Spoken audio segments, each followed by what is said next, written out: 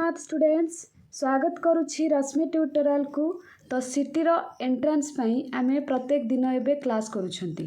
First दिन आमे math रो प्रॉफिट एंड लॉस करथिले, गतकाली आमे टीचिंग एप्टीट्यूड रो करथिले, आज आमे साइंस रो करिबा। गतकाली आपण माने कमेंट करथिले कि मैम थ्योरी सहित क्वेश्चन आनतु, तो आज मु सेया ही करिछि आपण मानक पई थ्योरी सहित बहुत सारा इंपोर्टेंट क्वेश्चन नहीं कि आछि साइंस रो, जहा फल रे आपण मानकू साइंस रे 15 रु 15 रखिबारे हेल्प करिवो जदि आपण माने ठीक से पढ़िबे आउ रिवीजन करिवे। ठीक अछि, तो चलंतु देरी करबानी, आज आमे पढ़िबा plant cell and animal cell. आपण माने स्कूल टाइम रे पढ़िथिबे plant cell and animal cell, जोटा कि आपण मानकर उद्भिद कोश आउ प्राणी कोश प्लांट। तो क्लास स्टार्ट करबा पूर्व समस्ते गोटे गोटे शेयर कर दिंतु निज सांग मानक सहित, सो दैट से माने आम क्लास रे जॉइन हो पारे। बहुत भल लगे आपण मानक भी, मते भी मोटिवेटेड लागिवो रेगुलर क्लास आपण मानक पई नै कि आसीबा पई। तो आपण माने जानि छंती साइंस रे आपण मानकर 15 मार्क रो क्वेश्चन आसीबो। सीधा कथा जदि मु आपण मानक कहबी हमर ओडिया मीडियम रो क्लास 6 रु जदि आपण माने 10th जाए साइंस बुक को कंप्लीट कर दउछंती, निहाती आपण माने 15 रु 13 रखी देबे हैला। ता सहित बहुत सारा क्वेश्चन जदि प्रैक्टिस करूछंती आपण मानकर 6 क्लास 7 क्लास 8 क्लास रो केवल साइंस बुक आ 9th 10th रो एसीपी एसीएल माने लाइफ साइंस आ फिजिकल साइंस। तो आपण मानकर टोटल हो जाउची 9टा बही। से 9टा बही कंप्लीट कले आपण मानकर निहाती सिटी रे बढ़िया मार्क रखिबे साइंस रे। थरे करिकी देखंतु आपण माने नेक्स्ट मते कहिबे।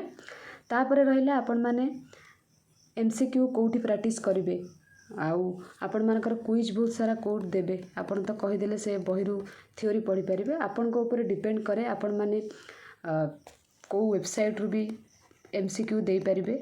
नहले आम चैनल तरफ रु टेलीग्राम चैनल खोला जाइछि, टेलीग्राम गोटिए पेड ग्रुप। ठीक अछि, सेठी प्रत्येक दिन क्विज होउची, आपण माने थ्योरी पढ़िथिबे सेठी जाईकी क्विज प्रैक्टिस करि परिबे, प्रीवियस ईयर क्वेश्चन ता सहित आपण मानकर मॉक मध्य।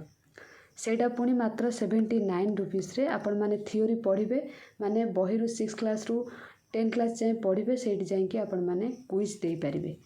डिस्क्रिप्शन बॉक्स रे फोन नंबर अछि, सेठी आपण माने पेमेंट करि साला परे स्क्रीनशॉट पठै देबे, देन आपण मानकू से ग्रुप रो लिंक दे दिया जिवो। प्रत्येक दिन सेठी एमसीक्यू प्रैक्टिस करा जाउची, काको फोर्स करा जाउ नै। सेठी जॉइन कले आपण एंट्रेंस क्रैक कर देबे सेमति किछि नुहो, बस आपण मानकू कहि देली गोटी एमसीक्यू प्रैक्टिस करिया पे बेस्ट वे हैला।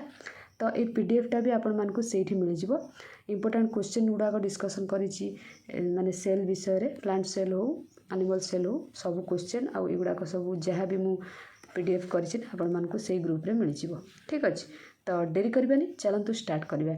फास्ट आपण मानक माइंड रे आसुतबो कोष कोन बा सेल कोन। एठी मु टिके कलर टा चेंज करि दउछि। तो कोष कोन सेल कोन हैला। जीव माने परस्पर ठारू टिके प्रिंटिंग मिस्टेक हेतिबो, माने ओडिया जेहेतु टिके सिस्टम रे प्रिंटिंग मिस्टेक हेछि, टिके एडजस्ट करिवे। जीव माने परस्पर ठारू पृथक होइथिले मध्य सेमानक शरीरर मौलिक गाठनिक एकक होछि जीवकोश। गोटे जीवर ता शरीरर मौलिक गाठनिक ता शरीर केमिति गठन होइछि हैला।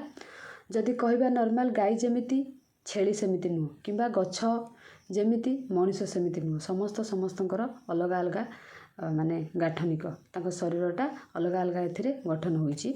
तो सेई भला परस्पर ठारू पृथक समस्ते अलग समस्तଙ୍କ ठारू सेमानकर जो शरीरर मौलिक गाठनिकर एककटा होछि जीवकोश। ठीक अछि, जीव मानकर कोष संख्या आकृति और आयतन रे भिन्नता। गोटे मनुष्यर जेतिकी कोष संख्या थिबो बा गोटे मनुष्य बॉडी रे जेतिकी कोष थिबो, गोटे गछरे सेतिकी कोष नथिबो हैला। गछर आकृति अलग, आयतन अलग, मनुष्यर आकृति अलग, आयतन अलग, सेई टाइप रो। ठीक अछि, तापरे आम चतुर्पार्श्व बास करुवा लक्ष लक्ष जीव अछंती, ता मध्यरु आकृति और आयतन एवं सेमानकर अंग प्रत्यंगर आकृति तथा आयतन और कोष संख्या भिन्न भिन्न। जो कथा मु कहली मनुष्यर जेतिकी कोष अछि, जेतिकी ऑर्गन्स अछि, सेतिकी गछर न थाई पारे, सेतिकी गायर न थाई पारे, सेतिकी गोटे एमिबार न थाई पारे। बुझी परछंती, सेई टाइप रो एग्जांपल देछि। एक बृहत गछ କିମ୍ବା ହାତୀ ଭଳି ବିରାଟକାୟ ପ୍ରାଣୀର କୋଷ ସଂଖ୍ୟା 1000 କୋଟିରୁ 1 ଲକ୍ଷ କୋଟି ହୋଇପାରେ। ଏଇଠି ଆପଣମାନେ ଅଣ୍ଡରଲାଇନ୍ କରିବେ। ଏଇ ଯେଉଁ PDFକୁ ନେଇକି ନୋଟ୍ ବନେଇବେ। କ୍ଲାସ୍ କରିବା ପୂର୍ବରୁ ନୋଟ୍ ନିଶ୍ଚିତ କରନ୍ତୁ ପେନ୍ ଆଉ କପି ଧରିକି। ଯଦି କ୍ୱେଶ୍ଚନ୍ ଆସିବ ଗୋଟେ ଗଛ କିମ୍ବା ହାତୀର ବିରାଟକାୟ ପ୍ରାଣୀର କୋଷ ସଂଖ୍ୟା କେତେ, ଅପସନ୍ରେ ଯଦି ଥିବ 1000 କୋଟିରୁ 1 ଲକ୍ଷ କୋଟି ହୋଇପାରେ, ଆପଣମାନେ ସାଙ୍ଗେ ସାଙ୍ଗେ ସେଇଟାକୁ କରିବେ ଆନ୍ସର୍। କିନ୍ତୁ ଯଦି ମନୁଷ୍ୟ ଶରୀରର ଭିନ୍ନ ଭିନ୍ନ ଆକୃତି ଓ ଆୟତନର କଥା କହିବା, ସେଇଟା 1 ଲକ୍ଷ କୋଟିରୁ ଅଧିକ ଜୀବକୋଷ। ଏଇଟା 100 କୋଟିରୁ 1 ଲକ୍ଷ, କିନ୍ତୁ ମଣିଷ ଶରୀରରେ 1 ଲକ୍ଷ କୋଟିରୁ ଅଧିକ ଜୀବକୋଷ ରହିଥାଏ। ମନେ ରଖିଥିବେ, ଆପଣମାନଙ୍କର ଯଦି ମଣିଷ ଶରୀରରେ କେତେ କୋଷ ଥାଏ, ଆପଣମାନେ ଏଇଟାକୁ କରିପାରିବେ 1 ଲକ୍ଷ କୋଟିରୁ ଅଧିକ। ଠିକ୍ ଅଛି। ଏବେ ବୁଝିପାରିଥିବେ କୋଷ କ'ଣ। ତାପରେ ଭିନ୍ନ ଭିନ୍ନ ଗୋଷ୍ଠୀରେ ଥିବା ଭିନ୍ନ କରିଥାନ୍ତି। ଏ ପଏଣ୍ଟଟା ଆପଣମାନେ ନ ଲେଖିଲେ ଚଳିବ, କିଛି ଇସ୍ୟୁ ନାହିଁ। 2 ନମ୍ବର ପଏଣ୍ଟ, ଗୋଟିଏ ଜୀବ ଶରୀରର ବହୁ ସଂଖ୍ୟକ କୋଷରେ ଗଠିତ ହୋଇଥିଲେ ମଧ୍ୟ ଏହାର ଜୀବନ ମାତ୍ର ଗୋଟିଏ କୋଷରୁ ଆରମ୍ଭ ହୋଇଥାଏ। ହେଲା, ଯାହା ବି ମିଷ୍ଟେକ୍ ଅଛି ଆପଣମାନେ କ୍ଲାସ୍ ଦେଖିକି କରେକ୍ସନ୍ କରିପାରିବେ ଟାଇପିଂଟା। ଗୋଟିଏ ଜୀବର ଶରୀରର ବହୁ ସଂଖ୍ୟକ କୋଷରେ ଗଠିତ ହୋଇଥିଲେ ମଧ୍ୟ ଏହାର ଜୀବନ ଗୋଟିଏ କୋଷରୁ ହିଁ ଆରମ୍ଭ ହୋଇଥାଏ। ମନେକର ମଣିଷର ଆପଣମାନେ ଦେଖିଲେ 1 ଲକ୍ଷରୁ ଅଧିକ କୋଷ, କିନ୍ତୁ ସେ ଗୋଟିଏ କୋଷରୁ ସେଇଟା ଆରମ୍ଭ। ସାଙ୍ଗେ ସାଙ୍ଗେ 1000 କୋଷ ବା ଲକ୍ଷ କୋଷ ହେଇଯାଇ ନାହିଁ, ଗୋଟିଏ କୋଷରୁ ଆରମ୍ଭ, ଅର୍ଥାତ୍ ନିଷିକ୍ତ ଡିମ୍ବାଣୁ ବା ଯୁଗ୍ମଜରୁ ଆରମ୍ଭ ହୋଇଥାଏ। ଏଇଟା ଆପଣମାନେ ସ୍କୁଲ ଟାଇମ୍ରେ ପଢ଼ିଥିବେ, ଜାଣିଥିବେ। ଏଇଟା ମୋତେ ବେଶୀ କିଛି କହିବାକୁ ପଡ଼ିବ ନାହିଁ। ତାପରେ ଏମିବା, ପାରାମେସିୟମ୍, ଇଷ୍ଟ ଓ ବ୍ୟାକ୍ଟେରିଆ ଆଦି ଜୀବଙ୍କ ଶରୀର ଗୋଟିଏ ଲେଖାଏଁ କୋଷରେ ଗଠିତ। ଏଗୁଡ଼ିକୁ ଏକକୋଷୀ ଜୀବ କୁହାଯାଏ। ଆପଣମାନଙ୍କର ଏକ୍ଜାମ୍ରେ 100% ଆସିବ। ମାନେ ପ୍ରିଭିୟସ୍ ଇୟର୍ କ୍ୱେଶ୍ଚନ୍ରେ ଆପଣମାନଙ୍କର ଏଗୁଡ଼ାକ ଆସିଛି। ମୁଁ ପ୍ରିଭିୟସ୍ ଇୟର୍ କ୍ୱେଶ୍ଚନ୍ ସିଜିନ୍ ଖୁବ୍ ଶୀଘ୍ର ନେଇ ଆସିବି। ଆପଣମାନେ ସେଇଥିରେ ଦେଖିବେ ଅପସନ୍ ଦେଇଦେଇଛି। ଏମାନଙ୍କ ମଧ୍ୟରୁ ଏକକୋଷୀ ଜୀବ କିଏ? ହେଲା, ଏମିବା ଥିଲା, ଆଉ 3ଟା ଅପସନ୍ ବୀଜାଣୁ ଥିଲା, ଜୀବାଣୁ ଥିଲା, ଏଇ ଟାଇପ୍ର। ତ ଆପଣମାନେ ଯଦି ଏଇଟାକୁ ଅଣ୍ଡରଲାଇନ୍ କରିକି ନିଜ କପିରେ ଲେଖିଥିବେ, ଏଗୁଡ଼ାକ ଆଦୌ ବି ଭୁଲ ହେବ ନାହିଁ। ଗୋଟେ ମାର୍କ ଆପଣମାନଙ୍କର ନିଶ୍ଚିତ। ଠିକ୍ ଅଛି। ତ ଏମିବା, ପାରାମେସିୟମ୍, ଇଷ୍ଟ ଓ ବ୍ୟାକ୍ଟେରିଆ ହେଉଛନ୍ତି ଏକକୋଷୀ ଜୀବ। ହେଲା, ଏକାଧିକ କୋଷରେ ଗଠିତ ହୋଇଥିବା ଜୀବକୁ ବହୁକୋଷୀ କୁହାଯାଏ। ଯାହାର ଗୋଟିଏ କୋଷ ଅଛି ତାକୁ ଏକକୋଷୀ କୁହାଯାଏ। ଯାହାର ଏକାଧିକ କୋଷ, ଗୋଟେରୁ ଅଧିକ କୋଷ, ସେମାନଙ୍କୁ ବହୁକୋଷୀ କୁହାଯାଏ। ବହୁକୋଷୀର ଏକ୍ଜାମ୍ପଲ୍ ଏଇଠି ଆପଣମାନଙ୍କୁ ଦେଇଦେଉଛି। ଏକକୋଷୀ ଜୀବ ଗୋଟିଏ କୋଷ ମଧ୍ୟରେ ବହୁକୋଷୀ ଜୀବ ଭଳି ସମସ୍ତ ଜୀବନ ପ୍ରକ୍ରିୟା, ଯଥା ଦେଖ, ଯାହାର ଅଧିକ କୋଷ ଅଛି ସିଏ ତାର ଯେ ଜୀବନ ପ୍ରକ୍ରିୟା ଚାଲିବ, ଆଉ ଯାହାର ଗୋଟିଏ କୋଷ ତାର ଜୀବନ ପ୍ରକ୍ରିୟା ଚାଲିବନି, ସେଇଟା ଭୁଲ। ଯାହାର ଗୋଟିଏ ଜୀବକୋଷ ଅଛି ତାହାର ମଧ୍ୟ ଜୀବନ ଅଛି। ସିଏ ବି ଖାଦ୍ୟ ଗ୍ରହଣ କରୁଛି, ପରିପାକ କ୍ରିୟା କରୁଛି, ରେଚନ କରୁଛି, ବୃଦ୍ଧି, ପ୍ରଜନନ ଆଦି କାର୍ଯ୍ୟ କରିଥାଏ। କିନ୍ତୁ ବହୁକୋଷୀ ଜୀବ ଏକାଧିକ ସ୍ୱତନ୍ତ୍ର ଧରଣର କୋଷରେ ତିଆରି ଭିନ୍ନ ଭିନ୍ନ ଟିସ୍ୟୁ ଦ୍ୱାରା ଏ ସମସ୍ତ କାର୍ଯ୍ୟ ସମ୍ପାଦନ କରେ। ଭିନ୍ନ ଭିନ୍ନ ଟିସ୍ୟୁ, ମଣିଷ କଥା ଯଦି କହିବା, ପାଟି ତାର ଖାଏ, କାନ ତାର ଶୁଣେ, ନାକ ତାର ନିଶ୍ୱାସ ପ୍ରଶ୍ୱାସ ନିଏ, ସେଇ ଟାଇପ୍ର କଥା। ଏକକୋଷୀ ଜୀବ ସେ ଗୋଟିଏ କୋଷ ମଧ୍ୟରେ ସେ ସବୁ କରି ପକାଏ। ହେଲା, କିନ୍ତୁ ବହୁକୋଷୀ ଜୀବ ମଧ୍ୟରେ ଅଲଗା ଅଲଗା ସବୁ ତାର ପାର୍ଟ। ଏକଥା ଆମେ ନିଜେ ଆମକୁ ଏକ୍ଜାମ୍ପଲ୍ ନେଇକି ଆମେ ଜାଣିପାରିବା। ତାପରେ 4 ନମ୍ବର, ଟିସ୍ୟୁ ଗୁଡ଼ିକର ସମଷ୍ଟିରେ ଅଙ୍ଗ ପ୍ରତ୍ୟଙ୍ଗ ତିଆରି ହୋଇଥାଏ। ଏଇଟା କିଛି ଦରକାର ନାହିଁ। ତାପରେ ଆସିଲା କୋଷର ଆକୃତି। କେତେକ କୋଷର ନିର୍ଦ୍ଦିଷ୍ଟ ଆକୃତି ନାହିଁ। ଏମିବା ଓ ଶ୍ୱେତ ରକ୍ତ କଣିକା କୋଷ ଏହାର ଉଦାହରଣ। ଆପଣମାନେ ଏବେ ଭାବୁଥିବେ ଶ୍ୱେତ ରକ୍ତ କଣିକା କ'ଣ? WBC। ଆପଣମାନେ ସ୍କୁଲ ଟାଇମ୍ରେ ପଢ଼ିଥିବେ WBC ଆଉ RBC। ଆପଣମାନେ ମୋତେ କମେଣ୍ଟ କଲେ କମେଣ୍ଟ ସେକ୍ସନରେ WBCର ଫୁଲ୍ ଫର୍ମ କ'ଣ ଆଉ RBCର ଫୁଲ୍ ଫର୍ମ କ'ଣ, ଦେଖିବା କେତେଜଣ ମନେ ରଖିଛନ୍ତି। ଶ୍ୱେତ ରକ୍ତ କଣିକା ହେଉଛି କ'ଣ? WBC। ଏବେ ଟିକେ ଆମେ ଏମିବା ବିଷୟରେ ପଢ଼ିବା। ପ୍ରାୟତଃ ଏମିବା ବିଷୟରେ କ୍ୱେଶ୍ଚନ୍ ଆପଣମାନଙ୍କର ଆସେ। ଏମିବା ଗୋଟେ କ'ଣ? ଏକକୋଷୀ ଜୀବ। ହେଲା, ଏମିବାର ଅନ୍ୟ ଜୀବ ଭଳି ନିର୍ଦ୍ଦିଷ୍ଟ ଆକୃତି ନଥାଏ। ଏହା ତାର ଆକୃତି ସଦାସର୍ବଦା ବଦଳାଇଥାଏ। ଏମିବା ଗତି କଲାବେଳେ କିମ୍ବା ଖାଦ୍ୟ ଗ୍ରହଣ କଲାପରେ ଏହି କୂଟପାଦ ଗୁଡ଼ିକ ସୃଷ୍ଟି ହୁଏ ଓ ପରେ ଅଦୃଶ୍ୟ ହୋଇଯାଏ। ଏ କଥା ଆପଣମାନେ ସ୍କୁଲ ଟାଇମ୍ରୁ ପଢ଼ିଛନ୍ତି। ତାପରେ ଏମିବାର କୂଟପାଦ ଗଠନ ଯୋଗୁଁ ତାର ଆକୃତିରେ ପରିବର୍ତ୍ତନ ହୁଏ, ଯାହାକୁ ତାକୁ ଗତି କରିବାରେ ଓ ଖାଦ୍ୟ ଗ୍ରହଣ ସାହାଯ୍ୟ କରେ। ଏମିବା ରିଲେଟେଡ଼ ଆପଣମାନଙ୍କର କ୍ୱେଶ୍ଚନ୍ ଆସିପାରେ। ଏକକୋଷୀ ଜୀବ ଏମାନଙ୍କ ମଧ୍ୟରୁ କାହାକୁ କୁହାଯାଏ, ଆଉ କେଉଁ ଜୀବ ଅଦୃଶ୍ୟ ହୋଇପାରେ, ଏମିତି ଗୋଟେ କ୍ୱେଶ୍ଚନ୍ ଆପଣମାନଙ୍କର ଏମିବାକୁ ନେଇକି ଆସିବ। ତାପରେ ଏବେ ଆସିଲେ ଆପଣମାନଙ୍କର ଶ୍ୱେତ ରକ୍ତ କଣିକା, ଯାହାକୁ ଆମେ WBC କୁହନ୍ତି। WBCର RBCର ଆପଣମାନେ ନିଶ୍ଚିତ କମେଣ୍ଟ ସେକ୍ସନ୍ କମେଣ୍ଟ କରିବେ। ମନୁଷ୍ୟ ରକ୍ତରେ ଥିବା ଶ୍ୱେତ ରକ୍ତ କଣିକା ବା WBC ଗୋଟିଏ କୋଷରେ ଗଠିତ ଶ୍ୱେତ ରକ୍ତ କଣିକା ମଧ୍ୟ ଏହାର ଆକୃତି ପରିବର୍ତ୍ତନ କରିଥାଏ। ହେଲା, WBC ବି ମଧ୍ୟ ତା'ର ଆକୃତି ପରିବର୍ତ୍ତନ କରିଥାଏ। ଏମିବା ଏକ ପୂର୍ଣ୍ଣାଙ୍ଗ ଜୀବ ଭାବରେ ସ୍ୱାଧୀନ ଜୀବଯାପନ କରୁଥିବା ବେଳେ ଶ୍ଵେତ ରକ୍ତ କଣିକା ଗୋଟିଏ କୋଷ ଭାବରେ ମନୁଷ୍ୟ ଶରୀରରେ କାର୍ଯ୍ୟ କରେ। ହେଲା, ଏମିତି ଆପଣମାନଙ୍କର ଆସିପାରେ ମନୁଷ୍ୟ ଶରୀରରେ କିଏ କିଏ ଏମିତି ନିଜର ଆକୃତି ପରିବର୍ତ୍ତନ କରିଥାଏ। ହେଲା, ମନେ ରଖିଥିବେ ମନୁଷ୍ୟ ରକ୍ତରେ ଥିବା ଶ୍ଵେତ ରକ୍ତ କଣିକା, ଏଟାକୁ ନିହାତି ଆପଣମାନେ ମନେ ରଖିବେ। ତ ଏବେ ଆମେ ପଢ଼ିବା କୋଷର ଆୟତନ। ଗୋଟେ କୋଷର ଆୟତନ କ'ଣ କେମିତି? ଜୀବ ଶରୀରରେ କୋଷର କ୍ଷୁଦ୍ରତମ ଆୟତନ ହେଉଛି 1 ମାଇକ୍ରନ୍। ପରୀକ୍ଷାରେ ଆସିବା ଆପଣମାନଙ୍କର ଜୀବ ଶରୀରରେ କୋଷର କ୍ଷୁଦ୍ରତମ ଆୟତନ କେତେ? 1 ମାଇକ୍ରନ୍। ଆପଣଙ୍କ ମାଇଣ୍ଡରେ ଆସୁଥିବ 1 ମାଇକ୍ରନ୍ କ'ଣ? 1 ମାଇକ୍ରନ୍ କଥା ଯଦି କହିବା 1 ନିୟୁତ, ଯେଉଁ 1 ମିଟରର 1 ନିୟୁତ ଭାଗରୁ 1 ଭାଗ, 1 ମିଟରର 1 ନିୟୁତ ଭାଗରୁ 1 ଭାଗ। ଠିକ୍ ଅଛି। ଅଧିକାଂଶ କୋଷ କ୍ଷୁଦ୍ର ଅଣୁ ସଦୃଶ, ସେଗୁଡ଼ିକ ଅଣୁବୀକ୍ଷଣ ସାହାଯ୍ୟରେ ବର୍ଦ୍ଧିତ କରି ଦେଖିହୁଏ, ଖାଲି ଆଖିରେ ସେମାନେ ଦେଖାଯାଆନ୍ତି ନାହିଁ। ଏ କଥା ଆପଣମାନେ ପିଲାବେଳୁ ପଢ଼ିକି ଆସିଛନ୍ତି। ଏଇଠି ଭେରି ଭେରି ଇମ୍ପୋର୍ଟାଣ୍ଟ, ପୂର୍ବରୁ ଏକ୍ଜାମ୍ରେ ଆସିଛି ଆଉ ଏ ବର୍ଷ ମଧ୍ୟ ଆସିବ। କ୍ଷୁଦ୍ରତମ କୋଷର ଆୟତନ ଆପଣମାନଙ୍କର 0.1 ରୁ 0.5 ମାଇକ୍ରନ୍। ହେଲା, ଉଦାହରଣ ହେଉଛି ବୀଜାଣୁକୋଷ। ସବୁଠାରୁ କ୍ଷୁଦ୍ରତମ କୋଷ ହେଉଛି କିଏ? ବୀଜାଣୁକୋଷ, ଯାହାର ଆୟତନ ହେଉଛି 0.1 ରୁ 0.5। ଆଉ ସବୁଠାରୁ ବୃହତ୍ତମ କୋଷର ଆୟତନ ମନେ ରଖିଥିବେ, ଉଦାହରଣ ଓଟ ପକ୍ଷୀର ଅଣ୍ଡା, ଯେଉଁଟାକି 170 × 130 ମିଟର। ଏଇଟା ଆପଣମାନଙ୍କର ଏକ୍ଜାମ୍ରେ ଆସିଛି ପ୍ରିଭିୟସ୍ ଇୟର୍ରେ, ଏଥର ବି ଆପଣମାନଙ୍କର ଆସିବ। ହେଲା, ତାପରେ କୋଷର ଆକାରକୁ ମାଇକ୍ରୋମିଟର ଦ୍ୱାରା ମପାଯାଏ। ମନେ ରଖିଥିବେ, ଗୋଟେ କ୍ୱେଶ୍ଚନ୍ ଆସିବ କୋଷର ଆକାରକୁ ଆମେ କାହା ଦ୍ୱାରା ମାପିବା? ମନେ ରଖିଥିବେ ମାଇକ୍ରୋମିଟର ଦ୍ୱାରା ମାଇକ୍ରନ୍ ଏକକ ମପାଯାଏ। 1 ମାଇକ୍ରନ୍ ଯେ, ମନେ ରଖିଥିବେ ଏଇଟା ଗୋଟେ ଭଲ ପଏଣ୍ଟ। 1 ମାଇକ୍ରନ୍ ଯେ 1 ମିଟର ଯେ 1/10 ଲକ୍ଷ। ହେଲା, 10 ଲକ୍ଷ ଭାଗ। ଏଇଟାକୁ ବି ମନେ ରଖିଥିବେ, ଆପଣମାନଙ୍କର ଆସିଯିବ ଗୋଟେ ସର୍ଟ କ୍ୱେଶ୍ଚନ୍। ତାପରେ ଏବେ ଆମେ କୋଷର ଗଠନ ଓ ବିଭିନ୍ନ କାର୍ଯ୍ୟ। ପ୍ରତ୍ୟେକ ଅଙ୍ଗ ପ୍ରତ୍ୟଙ୍ଗ ଟିସ୍ୟୁକୁ ନେଇ ଗଠିତ ଗୋଟିଏ କୋଷର 3ଟି ଅଂଶ ଥାଏ। ମୁଖ୍ୟତଃ ମନେ ରଖିଥିବ ଗୋଟିଏ କୋଷର କେତୋଟି ଅଂଶ ଥାଏ? 3ଟି ଅଂଶ। ସେଗୁଡ଼ିକ ହେଲା କ'ଣ କ'ଣ? କୋଷ ଝିଲ୍ଲି, କୋଷ ଜୀବକ ଏବଂ ନେଷ୍ଟି। ଫାର୍ଷ୍ଟ ଆମେ କୋଷ ଝିଲ୍ଲି ବିଷୟରେ ଜାଣିବା। କୋଷ ଝିଲ୍ଲି କ'ଣ? କୋଷ ଜୀବକ କୋଷ ଝିଲ୍ଲି ଦ୍ୱାରା ଆବୃତ ହୋଇଥାଏ। ହେଲା, କୋଷ ଗୁଡ଼ିକ ଝିଲ୍ଲି ଦ୍ୱାରା ପରସ୍ପର ଠାରୁ ବାହ୍ୟ ମାଧ୍ୟମ ଠାରୁ ପୃଥକ ରହିଥାନ୍ତି। ଏଥିରୁ ଯାହା କ୍ୱେଶ୍ଚନ୍ ଆସିବ ମୁଁ ଡିସ୍କସନ୍ କରିଦେବି, ଏଇଟା ବେଶୀ ଇମ୍ପୋର୍ଟାଣ୍ଟ ନୁହେଁ। ଉଦ୍ଭିଦ କୋଷର ବାହାର ପଟେ କୋଷ ଭିତ୍ତି କୋଷ ଝିଲ୍ଲିକୁ ସୁରକ୍ଷା ପ୍ରଦାନ କରିଥାଏ। ଆଉ ଉଦ୍ଭିଦ କୋଷ ବାୟୁମଣ୍ଡଳର ତାପମାତ୍ରା, ପବନର ବେଗ ଓ ଆର୍ଦ୍ରତାକୁ ପ୍ରତିହତ କରିଥାଏ। ସାଧାରଣତଃ ଉଦ୍ଭିଦ ଗତି କରିପାରୁନଥିବାରୁ ଏହି ପ୍ରକାର ସୁରକ୍ଷା ଆବଶ୍ୟକ କରେ। ଏଇଟା କିଛି ଦରକାର ନାହିଁ। ତାପରେ ଆସିଲା କୋଷ ଜୀବକ। କୋଷ ଜୀବକ ଆପଣମାନଙ୍କୁ କ'ଣ କହିବି? କୋଷ ଜୀବକ ଗୋଟେ ଜେଲି ଭଳି ଏବଂ କୋଷ ଝିଲ୍ଲି ଓ ନ୍ୟାଷ୍ଟି ମଧ୍ୟରେ ରହିଥାଏ। କିଏ ରହିଥାଏ? କୋଷ ଜୀବକ। କାହା କାହା ମଧ୍ୟରେ? କୋଷ ଝିଲ୍ଲି ଏବଂ ନ୍ୟାଷ୍ଟି ମଧ୍ୟରେ। ଏଥିରେ ବିଭିନ୍ନ ପ୍ରକାର କୋଷ ଅଙ୍ଗିକା ଅଛି, ଯେମିତି ମାଇଟୋକଣ୍ଡ୍ରିଆ, ରାଇବୋଜୋମ୍ ଓ ଗଲ୍ଗି ବଡି ଆଦି ରହିଥାଏ। ମାଇଟୋକଣ୍ଡ୍ରିଆକୁ ଆପଣମାନଙ୍କର ଶକ୍ତି କେନ୍ଦ୍ର କୁହାଯାଏ। ଏଇଟା ମନେ ରଖିଥିବେ, ଆପଣଙ୍କର ଗୋଟେ ବା ପାୱାର ହାଉସ୍ କୁହାଯାଏ। ସର୍ଟ କ୍ୱେଶ୍ଚନ୍ ଆପଣମାନଙ୍କର ଆସିବ, ଏଇଟାକୁ ମନେ ରଖିଥିବେ। ତାପରେ ନ୍ୟାଷ୍ଟି କଥା ଯଦି କହିବା,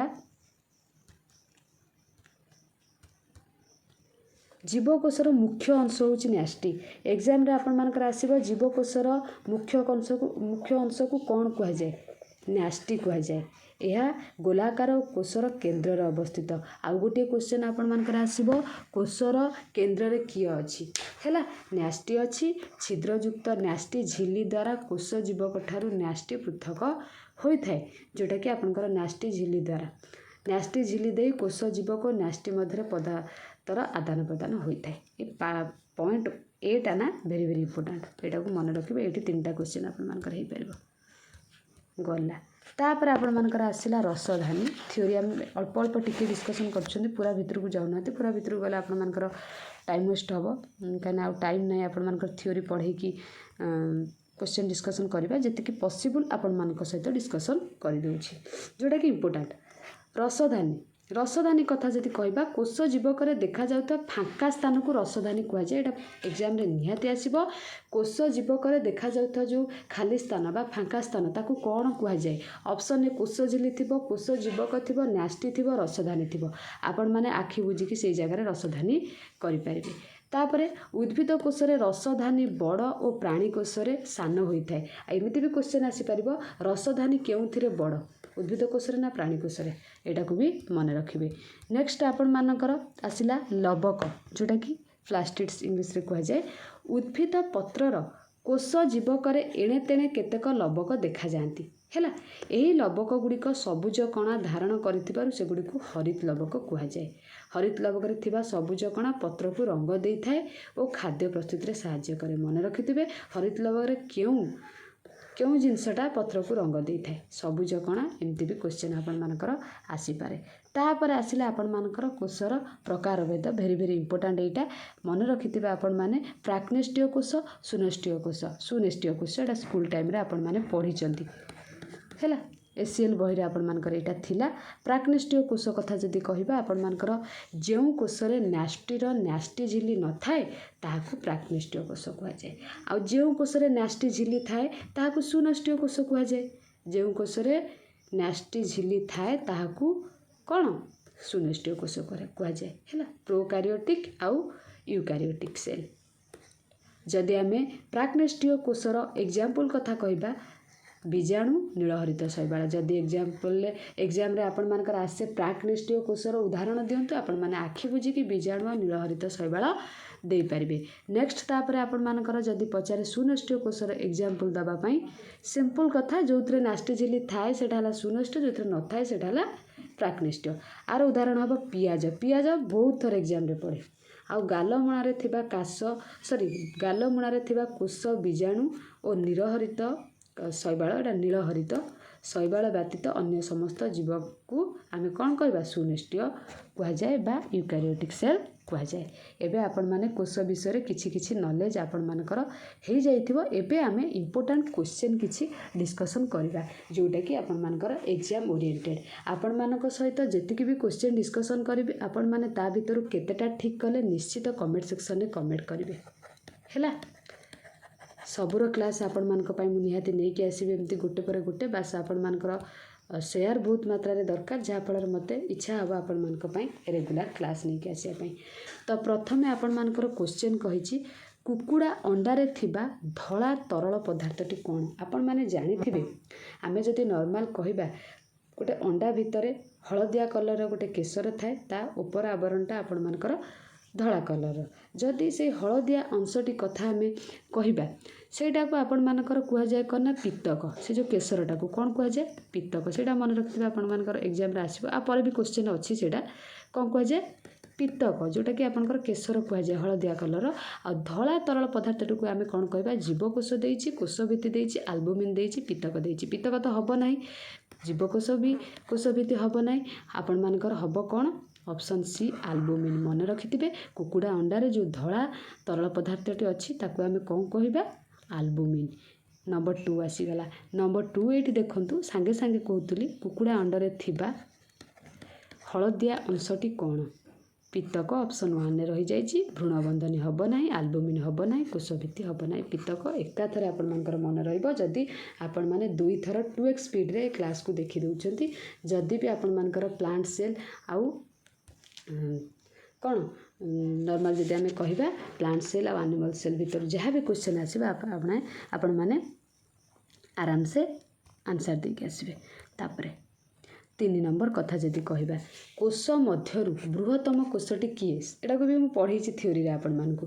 मनुष्य कोष बहुत सारा पिला मनुष्य कोष करके आस्तांती। मन रखितांतु मनुष्य कोष बृहत्तम नुहे कि उद्भिद कोष बृहत्तम नुहे। बीजाणु कोष तो आपण मानकर क्षुद्रतम कोष। जदि राइट आंसर एठी आमे कहबा ओट पक्षी अंडा होइछि हमर कोन सबुठारु बृहत्तम कोष। एटा को बारंबार मन रखिते माइंड एटा को पूरा सेट कर देबे। तापरे वंशगतर गतिर एकक किए जीन ना माइट्रोकंड्रिया ନା ରାଇବୋଜମ୍ ନା ଲାଇସୋଜମ୍। ଯଦି କହିବା ମନେ ରଖିଥିବେ ବଂଶଗତି ଆମେ କୁହନ୍ତି ସାଙ୍ଗମାନଙ୍କୁ ତାର ଜିନ୍ ଦୋଷ ଆପଣମାନେ ଶୁଣିଥିବେ। ତ ସେଇଟା ଗୋଟେ ବଂଶଗତିର ଏକକ କୁହାଯାଏ, ଯାହାର ରାଇଟ୍ ଆନ୍ସର୍ ହେଉଛି ଆପଣମାନଙ୍କର କ'ଣ ଜିନ୍। ତାପରେ 5 ନମ୍ବର କଥା ଯଦି କହିବା କୋଷ ଝିଲ୍ଲି ସବୁ ଟାଇପିଂ ମିଷ୍ଟେକ୍ ହେଇଛି, ଟିକେ ଆଡ଼ଜଷ୍ଟ କରିବେ। ସିଷ୍ଟମ୍ରେ ଯେତେବେଳେ ଟାଇପିଂ କଲାବେଳେ କେମିତି କ'ଣ ମିଷ୍ଟେକ୍ ହେଇଯାଇଛି ଜଣା ନାହିଁ, ମାନେ ପରଫେକ୍ଟ ଭାବେ ମୁଁ ଟାଇପ୍ କରିଥିଲି, ବାକି ତାକୁ PDFକୁ କନଭର୍ଟ କଲା ପରେ କ'ଣ କେମିତି ଏମିତି ହେଇଯାଇଛି ଜଣା ନାହିଁ। କୋଷ ଝିଲ୍ଲି ଦ୍ୱାରା କ'ଣ ଆବୃତ ହୋଇଥାଏ, ଏଇଟାକୁ ମୁଁ ଆପଣଙ୍କୁ ଥିଓରିରେ ପଢ଼େଇଥିଲି। କୋଷ ଜୀବକ, ନ୍ୟାଷ୍ଟି, କୋଷ ରସ, ଲବକ। ସାଙ୍ଗେ ସାଙ୍ଗେ ଆପଣମାନଙ୍କୁ ପଢ଼େଇଲି କୋଷ ଝିଲ୍ଲି ଦ୍ୱାରା ନ୍ୟାଷ୍ଟି ଆବୃତ ହୋଇଥାଏ। ଠିକ୍ ଅଛି, ଏବେ ଯିବା 6 ନମ୍ବର ପାଖକୁ। ଆଶା କରୁଛି ଆପଣମାନେ ବୁଝିପାରୁଥିବେ। ଯଦି ବି ବୁଝିପାରୁନାହାନ୍ତି, ମୋ ତଣ୍ଟି ଟିକେ ବସିଗଲା ଭଳିଆ ଲାଗୁଛି। ଆପଣମାନେ ଯଦି ବୁଝିପାରୁନାହାନ୍ତି କମେଣ୍ଟ ସେକ୍ସନ୍ରେ କମେଣ୍ଟ କରିବେ। ପରିଶ୍ରମ କରିବା ଦରକାର ପିଲାମାନେ, ବୁଝିଲେ ନା। ଆପଣମାନେ ରିଲ୍ସ ଦେଖିବେ, କହିବେ ରିଲ୍ସ ଦେଖିକି ମୁଁ ସିଟି ଏଣ୍ଟ୍ରାନ୍ସ କ୍ରାକ୍ କରିଦେବି, ସେଟା ଭୁଲ, ସମ୍ପୂର୍ଣ୍ଣ ଭାବେ ଭୁଲ। ଆପଣମାନେ ରିଲ୍ସ ଦେଖିଲେ କିମ୍ବା ଟାଇମ୍ ୱେଷ୍ଟ କଲେ କିମ୍ବା କ୍ରିକେଟ୍ ଖେଳିଲେ ସାଙ୍ଗସାଥୀଙ୍କ ସହିତ ବୁଲିଲେ ନା କୌଣସି ଏଣ୍ଟ୍ରାନ୍ସ କ୍ରାକ୍ ହେବ ନାହିଁ। ଆପଣମାନଙ୍କୁ ପଢ଼ିବାକୁ ପଡ଼ିବ ପାଠକୁ ଆପଣମାନଙ୍କୁ ତା ଭିତରେ ପଶିକି ପଢ଼ିବାକୁ ପଡ଼ିବ, ତାହେଲେ ଯାଇକି ଆପଣ ସଫଳ ହେବେ। ଅଦରୱାଇଜ୍ ଆପଣମାନେ ଇନଷ୍ଟାଗ୍ରାମ ରିଲ୍ସରେ ଦେବେ 10 ଘଣ୍ଟା, କହିବେ ପାଠ ପଢ଼ିବି 2 ଘଣ୍ଟା, ସେଇଟା ତ ପସିବଲ୍ ନୁହେଁ ନା। ତାପରେ କୋଷ ଝିଲ୍ଲି ଓ ନ୍ୟାଷ୍ଟି ମଧ୍ୟରେ ଥିବା ରସାଳ ପଦାର୍ଥକୁ କ'ଣ କୁହାଯାଏ, ଏଇଟା ଗୋଟେ ଭେରି ଭେରି ଇମ୍ପୋର୍ଟାଣ୍ଟ। ମାଇଟୋକଣ୍ଡ୍ରିଅନ୍, ରସଧାନୀ, କୋଷ ଜୀବକ, ଲବକ। ଯାହାର ରାଇଟ୍ ଆନ୍ସର୍ ହେଉଛି ଆପଣମାନଙ୍କର କୋଷ ଜୀବକ। ଠିକ୍ ଅଛି। ତାପରେ କେଉଁଠି ଏକ ପ୍ରାକ୍ନେଷ୍ଟୀୟ କୋଷ, ଏବେ ପଢ଼େଇଲି ଆପଣମାନଙ୍କୁ ପ୍ରାକ୍ନେଷ୍ଟୀୟ କୋଷ ଆଉ ସୁନେଷ୍ଟୀୟ କୋଷ। ପ୍ରାଣୀ କୋଷ, ଉଦ୍ଭିଦ କୋଷ, ପିଆଜ କୋଷ, ବୀଜାଣୁ କୋଷ। ପିଆଜ ତ ଆପଣମାନଙ୍କର ପଳେଇଲା ସୁନେଷ୍ଟୀୟରେ, ପ୍ରାଣୀ କୋଷ ଉଦ୍ଭିଦ କୋଷ ହେବ ନାହିଁ, ବୀଜାଣୁ କୋଷ ହେଉଛି ଆପଣମାନଙ୍କର ପ୍ରାକ୍ନେଷ୍ଟୀୟ କୋଷ। ଯଦି ଥିଓରି ପାର୍ଟ ଆପଣମାନେ ଦେଖିଦେବେ ନା, ନିଶ୍ଚିତ ଆପଣମାନଙ୍କର ସବୁ କୋଶ୍ଚିନ୍ ଗୁଡ଼ା ଠିକ୍ କରିଦେବେ, କିଛି ଭୁଲ ହେବ ନାହିଁ। ନ୍ୟାଷ୍ଟିରେ ଥିବା ଗୋଲାକାର ଅଙ୍ଗିକାର ନାମ କ'ଣ, ଏଇଟା ବି ମୁଁ ଆପଣମାନଙ୍କୁ କହିଥିଲି। ଆପଣମାନଙ୍କର ନିନ୍ୟଷ୍ଟି ହେବ, ରସଧାନୀ ହେବନି, ଯେଉଁ କୋଷର ଖାଲି ସ୍ଥାନ ଗୁଡ଼ିକୁ ରସଧାନୀ କୁହାଯାଏ। ଗଲ୍ଗି ପିଣ୍ଡ ହେବ ନାହିଁ, ଲବକ ବି ହେବ ନାହିଁ। ସରିଲା କଥା। ତାପରେ 9 ନମ୍ବର କଥା ଯଦି କହିବା, ନ୍ୟାଷ୍ଟିରେ ଥିବା ସୂତା ଭଳି ଅଂଶକୁ କ'ଣ କୁହାଯାଏ? ଜିନ୍, ଗୁଣସୂତ୍ର, ନିନ୍ୟଷ୍ଟି, ନ୍ୟାଷ୍ଟି ଝିଲ୍ଲି। ଏଇଟା ବି ମୁଁ ଆପଣମାନଙ୍କୁ କହିଥିଲି। ସୂତା ଭଳି ଅଂଶକୁ ଆମେ କ'ଣ କହିବା, ମନେ ରଖିଥିବେ ଗୁଣସୂତ୍ର, ଏଇଟା ଭେରି ଭେରି ଇମ୍ପୋର୍ଟାଣ୍ଟ। ତାପରେ କିଏ ବଂଶ ଗତିର ଏକକ ଅଟେ? ଗୁଣସୂତ୍ର, ଏଇଟା ସାଙ୍ଗେ ସାଙ୍ଗେ ମୁଁ ଆପଣମାନଙ୍କୁ କହିଲି। ସେମ୍ ଯେଉଁଟାକି ଜିନ୍, ଡବଲ ଥର ଏଇଟା ଟାଇପିଂ ହେଇଯାଇଛି। ଏଇଟା ଆପଣମାନଙ୍କର ଇମ୍ପୋର୍ଟାଣ୍ଟ କ୍ୱେଶ୍ଚନ୍ ଗୋଟେ। ତାପରେ କିଏ ଜୀବକୋଷର ମୁଖ୍ୟ ଅଂଶ? ମାଇଟୋକଣ୍ଡ୍ରିଅନ୍, ରସଧାନୀ, କୋଷ ଜୀବକ, ନ୍ୟାଷ୍ଟି। ଯେଉଁଟାକି ଆପଣଙ୍କର ନ୍ୟାଷ୍ଟି, ଏଇଟା ହେଉଛି ମୁଖ୍ୟ ଅଂଶ, ମୁଁ ନ୍ୟାଷ୍ଟିରେ କହିଥିଲି। ଠିକ୍ ଅଛି। ଥିଓରିକୁ ଯଦି 2 ଥର ବି ଜଣେ ପଢ଼ି ଦେଉଛି, ସବୁ ଆନ୍ସର୍ ଏ ବିଷୟରୁ ଦେଇଦେବ। ଆଉ ଥରେ ଆପଣମାନଙ୍କୁ ମୁଁ କହିଦେବି, 9th ଆଉ 10th ଏଇ ଯେଉଁ ACLରେ ଏଇ ଚାପ୍ଟରଟାକୁ ଆପଣମାନେ ଥରୁଟିଏ ପଢ଼ିଦେବେ। ଜୀବନ୍ତ କୋଷରେ ଥିବା ସମସ୍ତ ପଦାର୍ଥକୁ କ'ଣ କୁହାଯାଏ? କୋଷ ରସ, କୋଷ ଜୀବକ, ଅଙ୍ଗିକା, ନ୍ୟାଷ୍ଟି। ଯେଉଁଟାକି ଆପଣମାନଙ୍କର କୋଷ ଜୀବକ କୁହାଯାଏ ସମସ୍ତ ପଦାର୍ଥକୁ। ହେଲା। ମନୁଷ୍ୟ ପେଶୀ କୋଷଗୁଡ଼ିକୁ ଦେଖିବାକୁ କିପରି? ବର୍ତ୍ତୁଳାକାର, ଏଇଟା ବରୁଳାକାର ହେଇଯାଇଛି, ବର୍ତ୍ତୁଳାକାର, ଗୋଲାକାର, ଦୀର୍ଘ ଓ ଶାଖା ପ୍ରଶାଖାଯୁକ୍ତ ଆଉ କାକୁଡ଼ି ପରି। ଯଦି କହିବା ଆପଣମାନଙ୍କର ଏଇଟା କାକୁଡ଼ି ପରି ହେବ, ବୁଝିଲେ? ମନୁଷ୍ୟର ପେଶୀ କୋଷଗୁଡ଼ିକ ଦେଖିବାକୁ କିପରି? ଠିକ୍ ଅଛି ନା, କାକୁଡ଼ି ପରି। ନେକ୍ସଟ, କୋଷ ବିଭାଜନ କେଉଁଠି ସ୍ପଷ୍ଟ ଦିଶେ?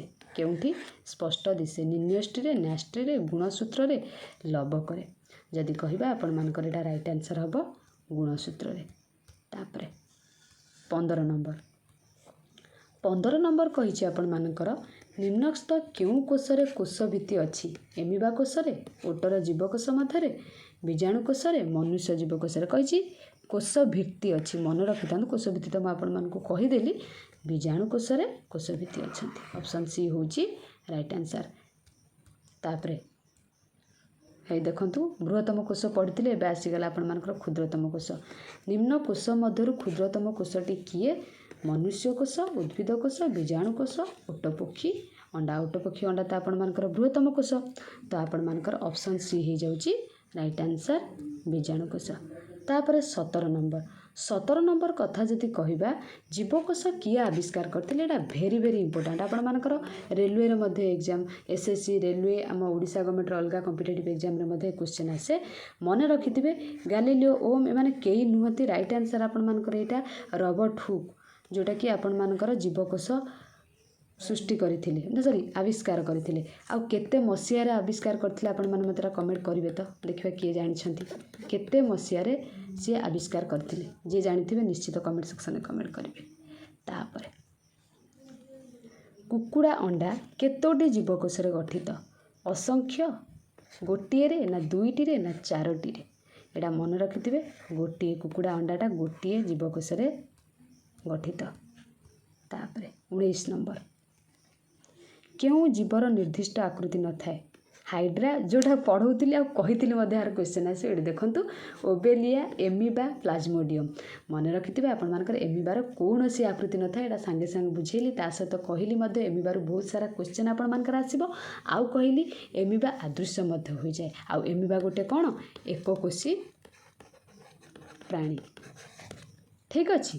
तापर 20 माइक्रोन 20 नंबरटा सॉरी एटा मिस्टेक रे 20 माइक्रोन कहीदेली 1 माइक्रोन जे केते ऑप्शनटा एटा मिस्टेक रे केमती कोन मिस हो जाइछि जार ऑप्शन थिला 10 to the power -8 meter A रे बी रे थिला 10 to the power -6 meter C रे थिला 10 to the power -7 meter D रे आपण मानकर 10 टू द पावर -5 मीटर जदि कहबा आपण मानकर एटार राइट आंसर हम ऑप्शन बी ठीक अच्छी option B 10 to the power -6 metre एटा को मन रखिथे 1 माइक्रोन जी। तो ये मुझे सहित 20टा क्वेश्चन डिस्कसन करदेली एबे 2टा क्वेश्चन आपण मानकु होमवर्क देबी कमेंट सेक्शन में कमेंट करेंगे एमिबार थिबा प्रवर्ध को माने एमिबार जो प्रवर्ध अच्छी सेटा को कौन कह जाए पद्म ना कसाब ना बड ना कूटपाद एटा आराम से समस्ते कहीदेवे एटा आपण माने मते कमेंट करेंगे बुझेला कौन कह जाए एटा।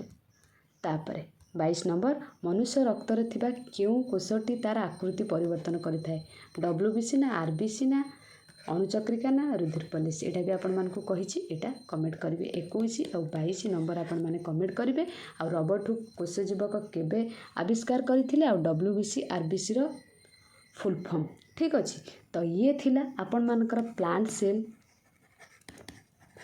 एंड एनिमल सेल आशा करुच्ची आपण माने चैप्टर टी बुझी पारिथिबे आपण माने कमेंट करिक मते निश्चित कहबे एई टाइप रो थ्योरी पढ़ी कि आमे क्वेश्चन डिस्कशन करिबा ना डायरेक्ट क्वेश्चन डिस्कशन करिबा आपण माने जे अनुसार कहबे मु से अनुसार आपण मानक पई नै कि आसंता काली आसीबी तो निश्चित आपण माने बहुत मात्रा रे शेयर करिवे आरो पीडीएफ फाई आपण माने टेलीग्राम चैनल रे जॉइन हे जिवे क्लास परे आपण मानकु पीडीएफ टी शेयर करि दे जिवो ठीक अछि। आंसर आपण माने क्लास रो देखि कि लिखिबे आंसर सेठी मु शेयर करबी नाही एथबाई शेयर करिबिनी आपण मानकु पीडीएफ दे देले आपण माने क्लास आउ देखु नाहंती पीडीएफ को डाउनलोड करी मोबाइल रे रखि दोछंती जा फळ रे आपण मानकर ही लॉस होउची बुझि पारछंती क्लास करबा द्वारा किछि माइंड रे रहइबो आ जोटा डाउट अछि आपण मानकर क्लास रे आपण माने मते पचारि पारिबे मु आपण मानकर डाउट निश्चित क्लियर कर देबी।